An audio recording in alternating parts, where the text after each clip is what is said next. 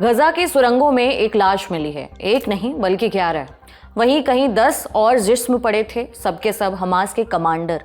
लेकिन एक लाश पर सबकी खास तवज्जो है। सऊदी के चैनल्स अल हदथ और अल अरबिया ने 18 मई को एक रिपोर्ट छापी। दावा किया कि ये लाश मोहम्मद सिनवार की है, वही मोहम्मद सिनवार जिसे गजा के लोग शैडो कहते थे, परछाई।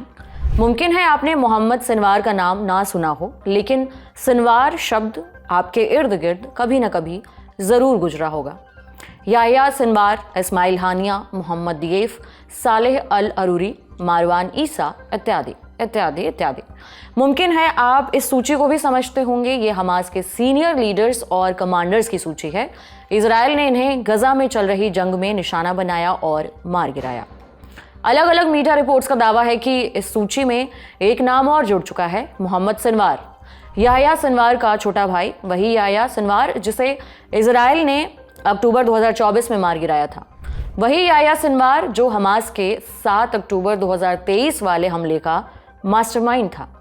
वही याह्या सिनवार जिसके नक्शे कदम पर चलते हुए मोहम्मद ने अपनी जिंदगी हमास के नाम कर दी। तो आज के शो में जानेंगे मोहम्मद सिनवार कौन है और उसकी कहानी क्या है, मोहम्मद सिनवार की मौत हमास के लिए कितना बड़ा झटका है और इजराइल हमास जंग में फिलहाल क्या हो रहा है। नमस्ते, मेरा नाम है उपासना और आप देख रहे हैं लल्लन टॉप का अंतर्राष्ट्रीय प्रसंगों से जुड़ा रोजाना का कार्यक्रम दुनियादारी। Brought to you by Bank of India, Candid and Sensodyne K.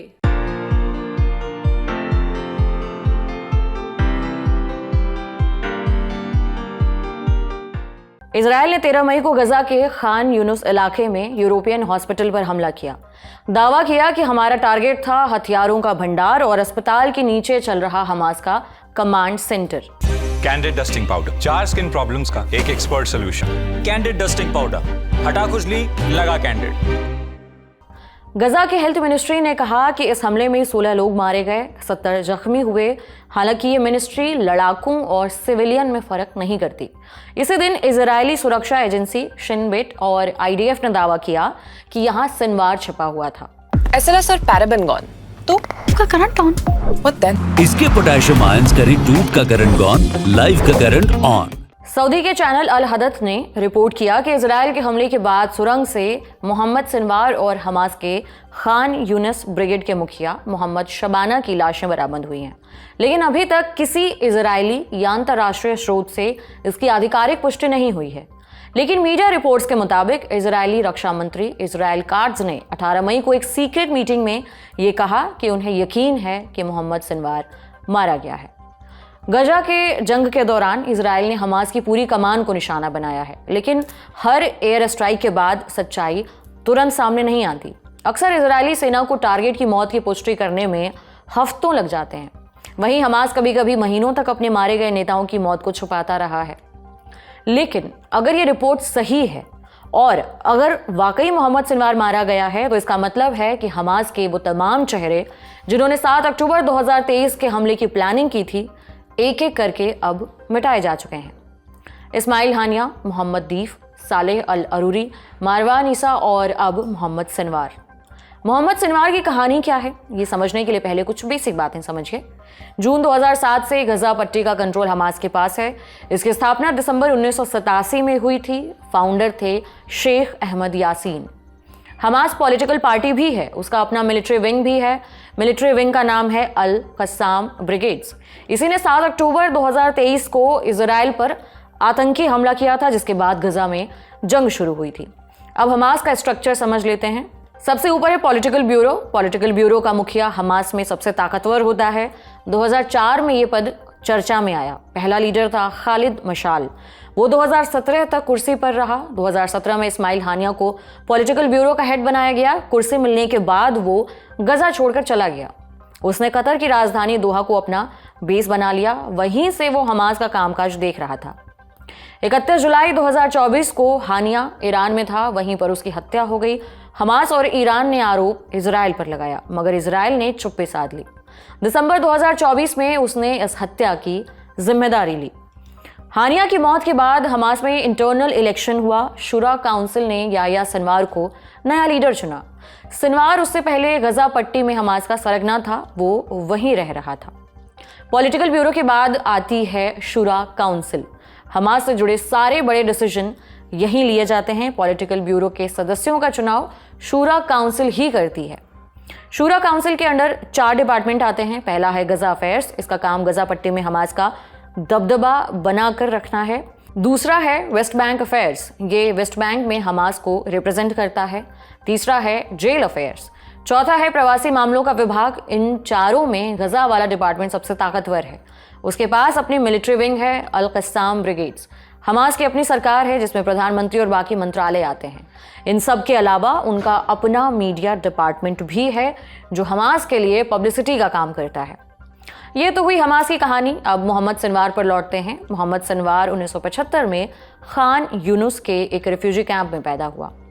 Khan Younis गजा पट्टी के दक्षिण में बसा शहर है। सिनवार का खानदान 1948 में अरब इजराइल युद्ध के दौरान इजरायली शहर अश्केलोन से भागकर आया था। इजरायली फौज से जान बचाने के लिए यहीं याया सिनवार और मोहम्मद सिनवार ने होश संभाला। 1987 में पहले इंतिफादा के वक्त जब हमास बनी, तब से दोनों भाई इस संगठन से जुड़ गए। दोनों ने हिस्सा लिया, दोनों ने जेल देखी। 1991 में इजरायली फौज ने मोहम्मद सिनवार को गिरफ्तार किया। कुछ महीनों की जेल हुई।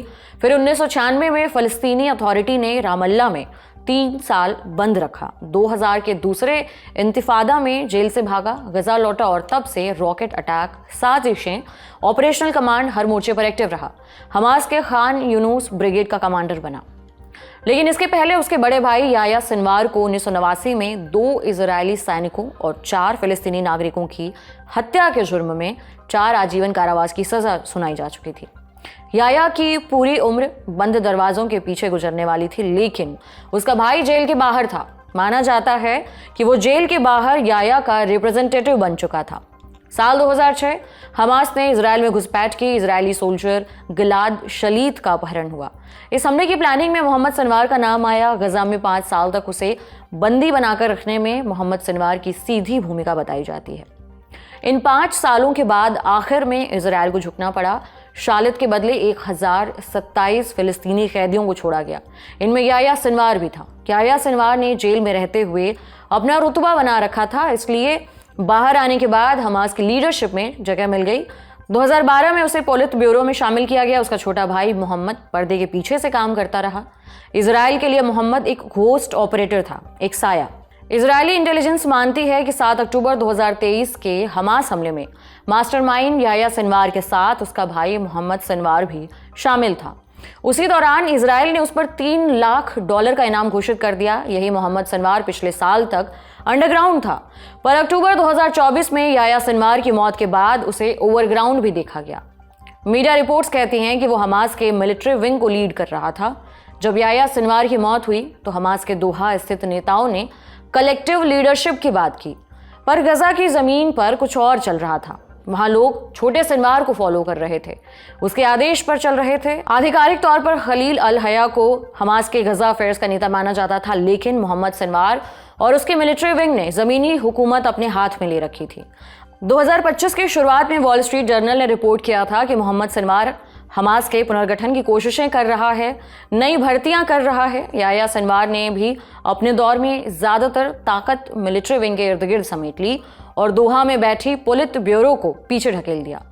वॉल स्ट्रीट जर्नल ने अरब अधिकारियों के हवाले से रिपोर्ट किया है कि मोहम्मद सिनवार के संभावित उत्तराधिकारी जैसे इज़ अल दीन हद्दाद और राद साद सिनवार भाइयों से पहले ही नाराज चल रहे थे। उन्हें लगता है कि जंग को जिस तरह खींचा गया वो गलत था। हमने इस सिलसिले में जानकारों से बात की, उनसे पूछा अब अगर मोहम्मद सिनवार वाकई मारे गए हैं तो कमान किसके हाथ जाएगी।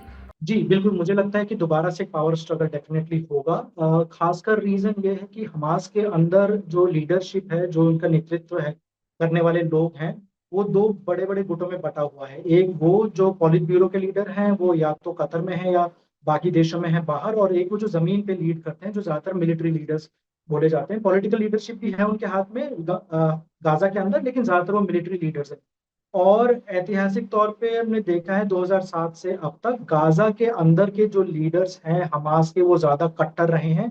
बनिस्बत उनके जो या तो पहले डमास्कस में थे या फिर अभी दोहा में हैं, या कुछ कुछ जो ईरान तक ट्रेवल करते हैं, या फिर बीच में एक वक्त बेरूत में भी थे। बाहर जितने भी लीडरशिप है वो हमेशा समझौते करने के लिए थोड़े ज्यादा आतुर होते हैं, तैयार हो जाते हैं। और कंपैरिजन में अगर हम देखें तो गाजा के जितने लीडर्स हैं, खासकर जो वहीं के रेफ्यूजी कैंप्स में पैदा हुए पले बड़े हैं, वो ज्यादा कट्टर हैं और वो आसानी से मानते नहीं हैं किसी भी तरह के सीज फायर के लिए, किसी भी तरह के समझौते के लिए। मुझे लगता है कि अगर ये मौखी खबर सही है तो उसके बाद जो लीडर होंगे वो गाजा के अंदर से ही हो सकते हैं, लेकिन एक पावर स्ट्रगल डेफिनेटली होगा उन लोगों के बीच जो कट्टर हैं और वो जो चाहते हैं कि किसी भी तरह से समझौता करके कुछ ना कुछ हमास का अस्तित्व किसी तौर पे बचा लिया जाए। टाइम्स ऑफ इजराइल ने इजरायली अधिकारियों के हवाले से लिखा है कि मोहम्मद सिनवार हर तरह की समझौता वार्ता का विरोध करता था। वो किसी भी ऐसे समझौते को मानने को राजी नहीं था जिसमें हमास को निहत्था किया जाए। याह्या सिनवार की ही तरह उसका रवैया भी बेहद कट्टर था। ऐसे में एक और सवाल उठता है, अगर मोहम्मद की मौत की बात सच निकली तो हमास बातचीत में क्या रुख अपनाएगा और गजा में उसका भविष्य क्या होगा? क्या अब बचे खुचे लीडर्स इजराइल के सौदे को मंजूर कर लेंगे? जी, मुझे लगता है कि हमास थोड़ा सा लचीलापन जरूर दिखाएगा, लेकिन मुझे ये भी लगता है कि जब तक इजराइल की तरफ से जो शर्तें हैं उनमें थोड़ी सी ढील ना पड़े, हमास का थोड़ा बहुत लचीलापन दिखाना किसी काम नहीं आए। हमास इस हद तक नहीं जाएगा कि वो इजराइल की सारी शर्तें मान ले, क्योंकि उसमें दो बहुत बड़ी शर्तें हैं कि हमास की तरफ से बिल्कुल डीमिलिटराइजेशन होना पड़ेगा, यानी उसके सारे हथियार उनको सरेंडर करने होंगे, और इजराइल ये भी डिमांड कर रहा है कि हमास के जितने लीडर्स हैं उनको गाजा छोड़ के जाना होगा। हमास क्या ये, अगर वो इस बात को मानते हैं तो उनका पॉलिटिकल अस्तित्व है वो खतरे में पड़ेगा, तो इतना लचीलापन वो नहीं दिखाएंगे। मोहम्मद सिनवार के मुकाबले थोड़ा बहुत लचीलापन जरूर आ सकता है। इजराइल हमास जंग में और क्या कुछ हो रहा है ये भी जान लेते हैं। पहली अपडेट, गजा में इजराइल ने नए सिरे से जमीनी कार्रवाई का ऐलान किया। 18 मई को इजरायली सेना ने गजा के उत्तर और दक्षिण दोनों हिस्सों में व्यापक ग्राउंड ऑपरेशन शुरू किया। इस ऐलान की पिछली रात यानी 17 और 18 मई की दरमियानी रात इजराइल ने 670 से ज्यादा हवाई हमले किए। गजा के स्वास्थ्य मंत्रालय का दावा है कि बीते 36 घंटों में 250 फिलिस्तीनी मारे गए हैं। ये आंकड़े नागरिक और लड़ाकों के बीच फर्क नहीं करते। दूसरी अपडेट, इजराइल की इन कार्रवाइयों के बीच कतर की राजधानी दोहा में एक कूटनीतिक पहल भी जारी है। 18 मई को इजरायली और हमास दोनों प्रतिनिधिमंडल दोहा में मौजूद थे। अरब देशों के मध्यस्थ भी मौजूद रहे। ये बैठक उस प्रस्ताव पर केंद्रित थी जिसे अमेरिका के मिडिल ईस्ट दूत स्टीव विटकॉफ ने तैयार किया है। इस प्रस्ताव में अस्थायी युद्ध विराम के बदले कुछ बंधकों की रिहाई और फिर धीरे धीरे स्थायी समझौते की ओर बढ़ने का रास्ता सुझाया गया था। इजरायली प्रधानमंत्री नेतन्याहू अब पहले से ज्यादा लचीलापन दिखा रहे हैं। उनके कार्यालय ने 18 मई को एक बयान जारी किया जिसमें कहा गया कि हम दोहा में मौजूदा वार्ताओं का पूरा फायदा उठाना चाहते हैं, चाहे वो विटकॉफ की योजना के तहत हो या फिर युद्ध समाप्ति के किसी अन्य ढांचे के तहत। ये बयान इसलिए अहम है क्योंकि इसमें पहली बार वॉर एंडिंग फ्रेमवर्क की बात खुले तौर पर की गई है। लेकिन इन सब में एक पेंच फंस जाता है। हमास जंग रोकने के बदले सभी बंधकों की रिहाई के लिए तैयार है, लेकिन नेतन्याहू का फोकस बंधकों की रिहाई के साथ साथ हमास के गजा से निर्वासन और हमास को डीमिलिटराइज यानी कि हथियार विहीन बनाने पर भी है। तीसरी अपडेट सकारात्मक है। 18 मई को इजरायली सरकार ने ऐलान किया कि वो गजा में कुछ मानवीय मदद को दाखिल होने देगी। इस ऐलान के बाद 11 हफ्तों से रुकी हुई मानवीय मदद को हरी झंडी दिखाई गई है।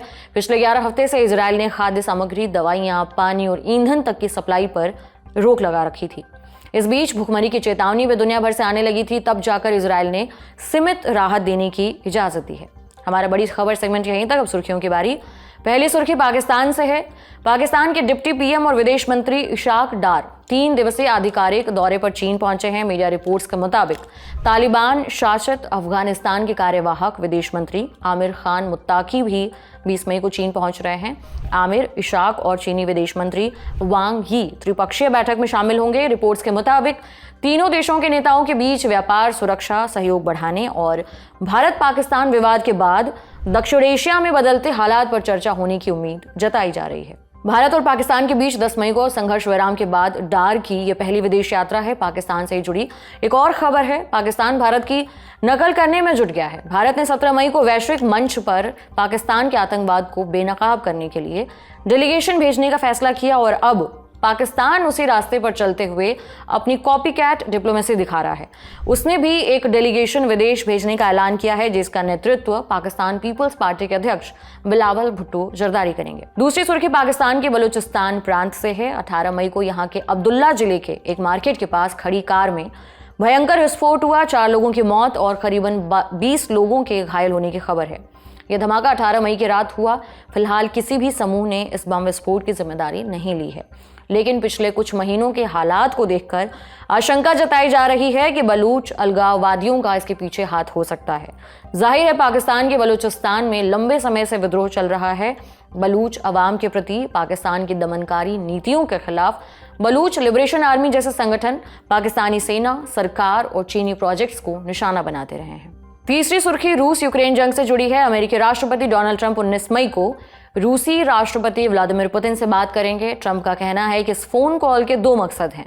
पहला, रूस यूक्रेन जंग को रोकने का रास्ता निकालना और दूसरा, व्यापार। भारतीय समयानुसार 19 मई को शाम 7:30 बजे ट्रंप और पुतिन की कॉल तय है। क्रेमलिन ने भी पुष्टि की है कि कॉल की तैयारी चल रही है। ट्रंप का ये भी कहना है कि वो यूक्रेन के राष्ट्रपति जेलेंस्की और नेटो के कई नेताओं से भी बातचीत करेंगे। इस बीच यूरोप के बड़े नेता एक सुर में पुतिन से अपील कर रहे हैं कि वो तुरंत सीज फायर मान ले। आज का दुनियादारी यहीं समाप्त होता है। शुक्रिया, शुभ रात्रि।